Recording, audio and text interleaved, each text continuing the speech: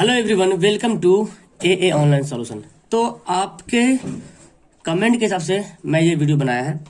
तो इससे पहले मैंने आपको विद्युत मोटर के बारे में बताया था और बहुत अच्छा लगा आप लोग को, और आप लोगों ने मुझे कमेंट किया सर विद्युत जनित्र के बारे में बता दीजिए। तो ये वीडियो बहुत खास है और मतलब मे भी एग्जाम में आ जाए, और इम्पोर्टेंट क्वेश्चन है तो एग्जाम में आने के चांसेस है।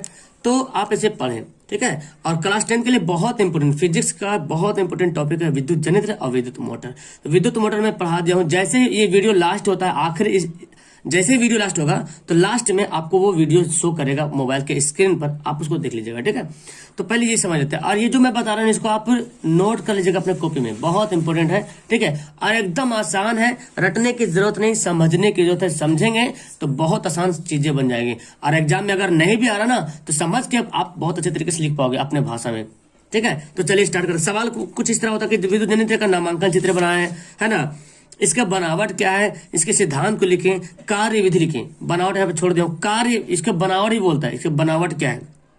नामांकन चित्र बनाए, इसका बनावट कैसे कैसे बनाओ उसके बारे में बताता है, इसका सिद्धांत क्या है और इसका ये कार्य कैसे करते हैं। तो काफी मतलब आप अगर लिखते हो तो कम से कम 250 से 300 शब्द में लिखना है, ठीक है। जब सब्जेक्टिव क्वेश्चन लिखते हो किसी को 5 नंबर वाला सब्जेक्टिव क्वेश्चन, तो कम से कम 250 से 300 शब्द में आपको लिखना पड़ेगा। और अगर 2 नंबर वाला सवाल लिखते हो, 3 नंबर वाला सवाल लिखते हो, तो 2 नंबर वाला सवाल कम से कम 50 शब्द में होना जरूरी है, कम से कम, ठीक है। 50 शब्द 50 से 60 चलेगा, 3 नंबर भी उसी तरह 60-70 इस तरह से चलेगा, ठीक है। लेकिन जब 5 नंबर वाला सवाल की बात आती है तो आपको लिखना पड़ेगा कम से कम 250 से 300 शब्द। तो आइए स्टार्ट करते हैं, शुरू से लेकर आखिर तक देखें। ये देखिए मैं आपको एकदम सिंपल सरल तरीके से बनाया हूं विद्युत जनित्र। आप ये 3D नहीं बना हुआ, ये सिंपल बनाओ। आप 3D तरफ ही बना सकते हो, लेकिन कोई दिक्कत नहीं, आप ऐसे ही बनाओगे तो किसी की हिम्मत नहीं कि नंबर काट ले कि विद्युत जनित्र खराब बना हुआ है, खराब बनाओगे। बस आपको फिगर, ये मैं ऊपर सरफेस से मैं फिगर बना दिया हूं, ठीक है। तो ऐसे ही फिगर किताबों में आता है और ऐसे बनाएंगे, एकदम आसान तरीका है। बहुत से बच्चे क्या होता है 3D टाइप का जो बना होता है ना, पूरा 3D टाइप का बना होता है, बना तो सकता हूं मैं भी, लेकिन आपको प्रॉब्लम हो सर नहीं बनाने आ रहा फिगर, तो एकदम सिंपल तरीका है इस तरह बनाने का, ठीक है। चलिए अब देखते हैं सीधा, यहाँ पे देख रहे हैं ये साउथ है, नॉर्थ, यहाँ पे चुंबक लगा हुआ है, नॉर्थ साउथ है। ये देख रहे कुंडली यहाँ पे है, ये आपका ये जो देख रहे ABCD ये आर्मेचर है, ठीक है। यहाँ पे ये जो देख रहे ये एक रेखाएं, विद्युत क्षेत्र रेखाएं आपको बता दिया गया है। तो चलिए यहाँ पे देखते हैं, यहाँ पे गैल्वेनोमीटर भी लगा हुआ, बैटरी लगा हुआ यहाँ पे, ठीक है। और ये देखो B1 B2 ब्रश लगा हुआ यहाँ पे। अब देखते पढ़ते सिद्धांत क्या बोलता है। विद्युत जनित्र विद्युत चुंबकीय प्रेरण के सिद्धांत पर कार्य करता है। सबसे पहला टॉपिक है कि विद्युत जनित्र विद्युत चुंबकीय प्रेरण पे सिद्धांत पे कार्य करता है। चुंबकीय क्षेत्र के कारण चालक में विद्युत धारा प्रेरित होती है, मतलब चुंबकीय क्षेत्र उत्पन्न होते हैं ना, इसके कारण जो है ना चालक में क्या होता है, विद्युत धारा, क्या बोला, चुंबकीय क्षेत्र के कारण चालक में विद्युत धारा प्रेरित होती है। फ्लेमिंग के दाएं हस्त के नियम से प्रेरित धारा की दिशा ज्ञात करते हैं। इसमें जो विद्युत धारा ज्ञात करते हैं किस हिसाब से, फ्लेमिंग के दाएं हस्त के नियम से, ठीक है। तो याद रखेंगे कि ये जो विद्युत जनित्र होता है ये चुंबकीय क्षेत्र पे के आधार पे चुंबकीय प्रेरण के सिद्धांत पे कार्य करती है। और इसमें जो है विद्युत क्षेत्र जो होता है, विद्युत क्षेत्र या चुंबकीय क्षेत्र होता है, उसके कारण जो क्या होता है, विद्युत धारा प्रेरित होता है, ठीक है। अब प्रेरित होता है तो हम क्या करते हैं ना, विद्युत फ्लेमिंग के दाएं हस्त के नियम से, जो फ्लेमिंग ने जो दाएं हस्त का नियम दिया था उसके अनुसार हम विद्युत धारा प्रेरित की दिशा को क्या करते हैं, ज्ञात करते हैं। विद्युत जनित्र में आर्मेचर को शक्तिशाली चुंबकों के ध्रुवों के बीच घुमाया जाता है। ये जो देख रहे हैं आर्मेचर है, तो शक्तिशाली ध्रुव है ना, इसके बीच जो यहाँ पे घुमाया जाता है। आप देखेंगे 3D डायमेंशन तो ये घूम रहा होता है, ठीक है। जिसके कारण क्या होता है, आर्मेचर से गुजरने वाली चुंबकीय क्षेत्र रेखाओं की संख्या में परिवर्तन होता है, यानी कि जो क्षेत्र रेखाओं की संख्या की इसमें क्या होता है, बदलाव आ जाता है। तथा प्रेरित धारा, तो अब जब आर्मेचर जब घूमेगा तो चुंबकीय क्षेत्र रेखाएं प्रेरित होता, और प्रेरित जब होगा, जब बदलाव होगा चुंबकीय क्षेत्र की रेखाएं जब बदलाव होगी तो क्या होगा, विद्युत धारा उत्पन्न हो जाएगा, ठीक है। ये रहा विद्युत जनित्र का सिद्धांत। तो जरूरत है आपको एक बार पढ़ने की, एक बार कम से कम आप पढ़िएगा, तभी तो एग्जाम में कुछ ना कुछ लिख पाएंगे। जब पढ़ेंगे नहीं तो एग्जाम में कैसे लिख पाएंगे, ठीक है। मैं आपको ये भी बताया हूँ बहुत बार कि कैसे लिखना है, और फिर मैं आपको बताऊंगा एग्जाम में कैसे लिखना है सब्जेक्टिव क्वेश्चन, ठीक है। डोंट वरी, मैं बताऊंगा, ठीक है। बनावट के बारे में जानते हैं। देखिए ABCD आर्मेचर अपने कक्ष के चारों तरफ घूर्णनशील होता है। देखो ये बनावट ABCD जो आर्मेचर चारों तरफ का होता है, घूमता, ऐसे घूमता है, ये जो ऐसे घूमते रहता है। फिर तक का आर्मेचर पर अवरोधी तांबे के तार की लपेटे होते हैं। आर्मेचर पे क्या होता है, तांबे के तार, अवरोधी मतलब क्या, जो रुकावट नहीं डालता है, जो रुकावट नहीं डालता, अवरोधी। तो इस आर्मेचर पे तांबे के तार जो है लपेटा होता है, ठीक है। और आर्मेचर पर अवरोधी तांबे की तार, आप लिख सकते हैं डायरेक्ट कि आर्मेचर पर तांबे की तार लपेटे होते हैं। तांबे की तारों की दो सिरे धातु के बने दो वलियों S1 S2 से जुड़े होते हैं। ये जो तांबे के तार है ना, इसका जो यहाँ से कनेक्शन जुड़ा होता है, ठीक है। ये दोनों वलय सिरों को, अब ये जो दोनों है, ये जो S1 S2 है, ये ब्रुश जो है B1 B2 को क्या करता है, संपर्क में रहता है, हमेशा क्या होता है, संपर्क में रहता है। तो ये इसकी बनावट है। एक और इसका बनावट है कि दो ब्रुशों पर संपर्क गैल्वेनोमीटर से होता है। दो ब्रुशों का संपर्क क्या होता है, गैल्वेनोमीटर से। ये जो ब्रुश देख रहे हैं ना, इसका संपर्क है गैल्वेनोमीटर से। यहाँ पे गैल्वेनोमीटर लगा हुआ है, ठीक है। अब ये हमारा रहा बनावट। तो क्लियर है ना कि एक मतलब ध्रुवों के बीच आर्मेचर होता है, आर्मेचर पे तांबे की तार लपेटी होती है। तांबे की तार जो है S1 S2 से संपर्क में होता है, जो कि ब्रुश को टच करते रहता है, संपर्क करते रहता है। और इसमें एक गैल्वेनोमीटर आता है जो ब्रुश में ही टच करते रहता है। बस इतने सारे लिखना है, अपने लफ्ज में लिखना बेटर होगा, ठीक है। चलिए, तो मैं तो जहां तक हो पाया सहल तरीके से, आसान तरीके से बताया आपको। कार्यविधि बताना, ये क्रिया कैसे करता है, ठीक है।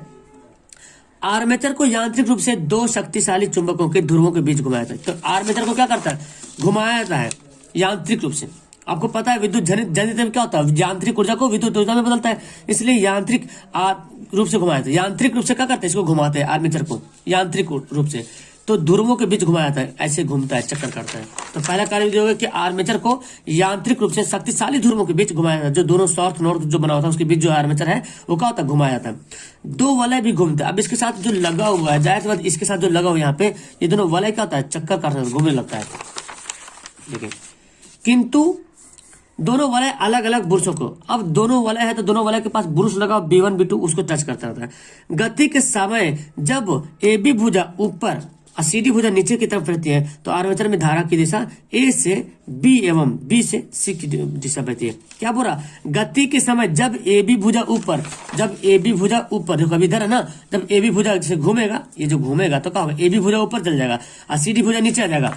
ये बोला जा रहा कि अगर AB भुजा ऊपर जाएगा, CD भुजा नीचे की तरफ जाएगा, तो आर्मेचर में जो धारा की दिशा है ना, वो A से B की ओर, A से B की ओर और B से C की ओर, इन्हें बोल रहा ना, C से D की ओर, तो C से देखिए C से D की ओर, A से B की ओर, C से D की ओर, ठीक है। तो यहाँ पे आपको लगा कि सही तो दाएं बाएं, तो आप जब ऐसे उलट दीजिए तो ऊपर नीचे हो जाएगा ना, ठीक है। तो जब AB ऊपर होगा और CD नीचे होगा, तो जब घूमता है तो धारा जो है ना, धारा की दिशा जो A से B की ओर और C से D की ओर होता है।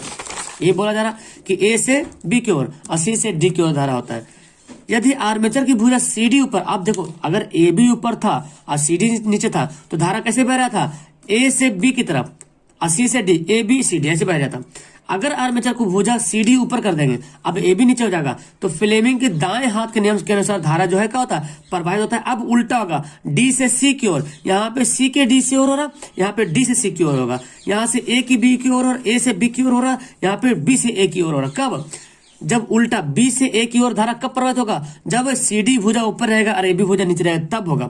लेकिन जब अगर AB ऊपर होगा CD नीचे होगा तो A से B की ओर और B से C की ओर। लेकिन अगर CD को ऊपर कर देंगे, AB को नीचे कर देंगे, तो सिंपल फ्लेमिंग के दाएं हाथ के नियम के अनुसार धारा की दिशा क्या होती है, D से C की ओर और B से A की ओर प्रवाहित होती है। तो ये है इसका कार्य विधि, ठीक है। तो इसको नोट कर लो, और जिस तरह से मैं आपको समझाया हूं इसी तरीके से समझ के आप अपने दोस्तों को समझाओ, या तो फिर दीवार है ना सामने, घर का दीवार, जहाँ पे रूम अकेला, वहां पे बैठ कर पढ़ाओ, दीवार को ही समझा दो, ठीक है। तो दीवार समझ जाएगा, वो बहुत होशियार आदमी है, ठीक है।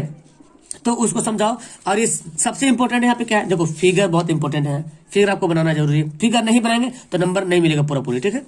ये सिद्धांत बहुत इंपॉर्टेंट है, सिद्धांत। उसके बाद ये जो बनावट है ना, बनावट को आप चाहे तो एक ही पॉइंट में लिख सकते हैं डायरेक्ट, कि इसमें दो ध्रुवों के बीच, दो शक्तिशाली ध्रुवों के बीच एक आर्मेचर लगा होता है। आर्मेचर पर तांबे की तार लपेटी होती है, ठीक है, जो S1 S2 को टच करती है और ब्रश को B1 B2 के संपर्क में रहती है। ये बनावट हो गया। इसमें एक गैल्वेनोमीटर भी लगा रहता है। तो बनावट आप चाहे तो ऐसे ले सकते हैं, नहीं तो पॉइंट वाइज भी लिख सकते हैं, बेहतर होगा। इसका क्रिया विधि बताना कि क्रिया कैसे करती है, ठीक है। तो दो तो क्रिया होगी, जब AB ऊपर रहेगा, CD नीचे रहेगा, तो धारा A से B की ओर, C से D की ओर। अगर CD ऊपर रहेगा, AB नीचे आएगा, तो धारा D से C की ओर और B से A की ओर, ऐसे प्रवाहित हो जाता है, ठीक है। उसके बाद और भी है कि यहाँ पे जब धारा प्रवाहित करती है, घूमता है ना। यहाँ पे जैसे मैं क्रिया विधि बताया था, जब घूमता यांत्रिक ऊर्जा प्रवाहित करता है, चुंबक के ध्रुवों क्या होता है, जैसे ही यांत्रिक ऊर्जा प्रवाहित करते हैं तो आर्मेचर क्या होता है, घूमने लगता है। एक ये भी हो गया। दोनों वाले को क्या करता है, टच करते रहता है बुर्सों के बीच। तो इतना हल्का है, कोई दिक्कत नहीं, कोई भारी से सवाल नहीं, एकदम हल्का सवाल है। जरूरत है आपको पढ़ने की। आज इसको कैसे पढ़ेंगे, लिख कर पढ़िए, याद हो जाएगा। उम्मीद मानिए, मेरी बात मानिए, आप पढ़िए तो कम से कम पढ़ेंगे तो एग्जाम में इतना अच्छा नहीं लिख पाएंगे तो कुछ तो लिख पाएंगे, लेकिन इतना है 5 नंबर में 4 नंबर 3 नंबर जरूर मिलेगा। ओके, उम्मीद है कि आपको समझ में बहुत बेहतर तरीके से आ गया होगा। फिलहाल वीडियो को यहाँ पे करेंगे लास्ट। अच्छी लगी वीडियो तो लाइक करें, अपने दोस्तों को शेयर करें और चैनल पे जुड़ जाए, पहली बार अगर आए तो। That's all, thank you everyone, bye प्यारे।